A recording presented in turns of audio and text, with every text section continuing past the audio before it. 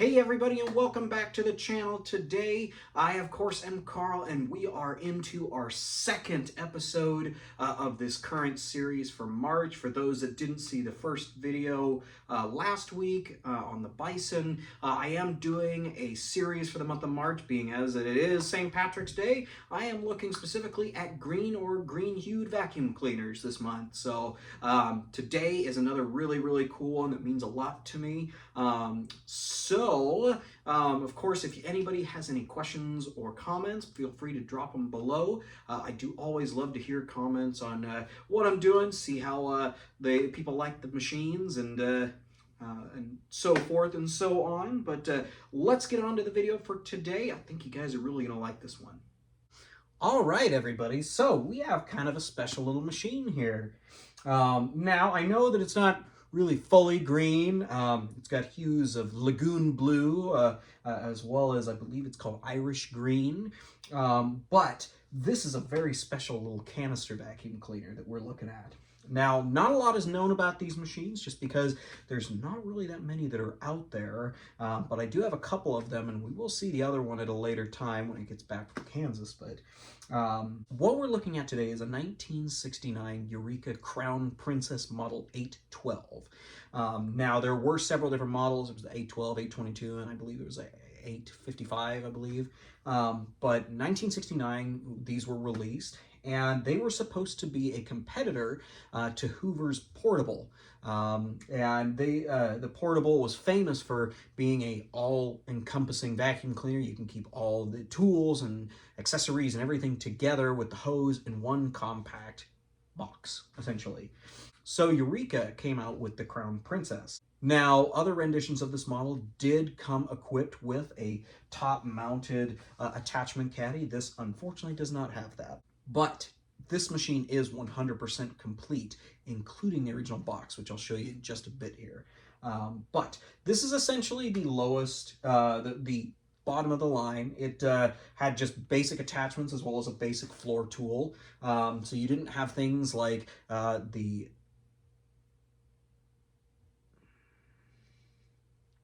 So you wouldn't have gotten like the Vibra Beat that we've seen on a couple other canisters before, or any special, suction controls. And I'll actually show a picture of my other one that I got from my friend Jay's collection that actually has all those. His is the top of the line, so I'll show that right here. As you can see, this machine was really meant to be a all-alone standing machine where you wouldn't have to carry around a bunch of attachments or anything like that, minus your extension wands and whatnot. Now, the Eureka Crown Princess was not around very long. It did have a special bag that went with it. It did have some small design issues, as well as just things tended to break. One big thing is, well, the handle, actually. So the handle is actually the power switch. So you would carry it by this, but in order to turn it on, you would just simply push down, and that would be how it would turn on. However, if you push down too hard, you break it off, and then you'd also break your handle off in addition to that.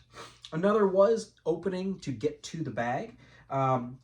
Up under here, there is a little tab you would pull, much like a car hood, and thus expose the inside of the bag container, the bag area. Now, if that ever broke, you, of course, would have this flop open and thus not be able to get good suction, and essentially it would just be very awkward to use. Now, Hoover would later come out with the celebrity canisters, which would essentially take the place of what this was, being a flying saucer-looking little vacuum that you would tote behind you and having everything contained, but you didn't have the hose reeled up into it. That was the big draw with this particular machine. Where is the hose, I may ask?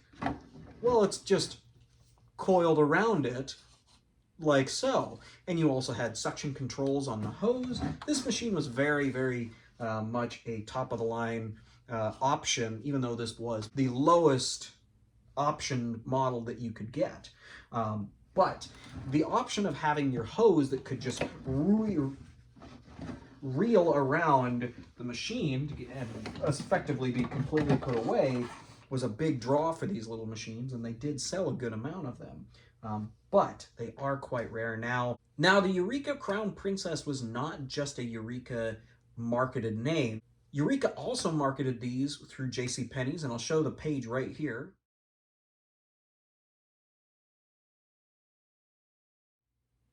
As you can see, you can get a Pencrest Crown Princess, obviously not the same name, but you could still get a Pencrest version of this as well. And to this day, I don't think any of those have been found, but making them probably the rarest out of all of them. But still, these are very rare machines just in and of themselves, just because not a lot of them were sold and not a lot of them survived, being as that they were largely plastic makeup that if you dropped them, they would break.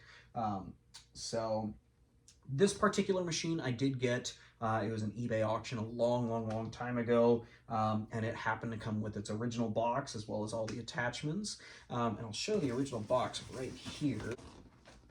Now, the original box is a little worse for wear, but you can see you have the model number as well as a picture of the machine right there. And you even have the serial number right down there in the corner of the machine, indicating that this was the box for it. Inside, I also got some of the original packing material with it, which is also kind of cool, just seeing that. But whoever owned the machine before me, well, they cut the top off the box, so that's unfortunate, but whatever it is.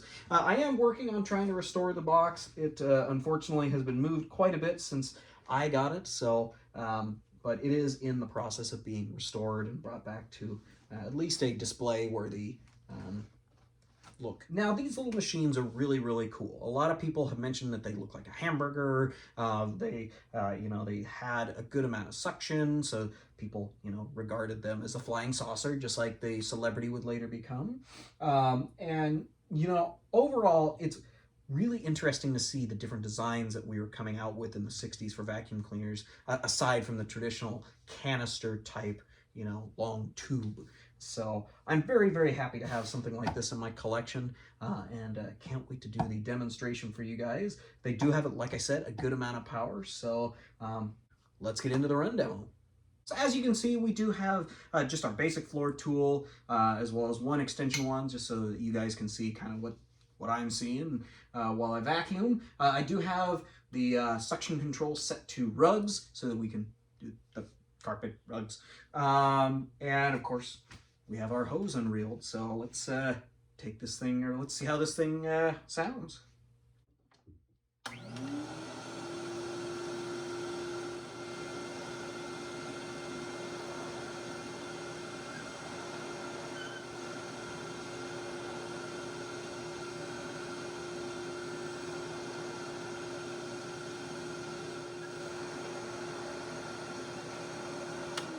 Now, as you can probably tell, this is a pretty quiet little machine. And that was the whole goal for this time period, in vacuum cleaner history, is to be not big and boisterous as a Kirby, but also have enough power to get that grit out of the bottom of that carpet. These had both of that. So, like I said, this is a very quiet little machine, which made it very popular when it first came out. It's also a big selling point for JCPenney's when they marketed it as well. So just showing off that suction one more time.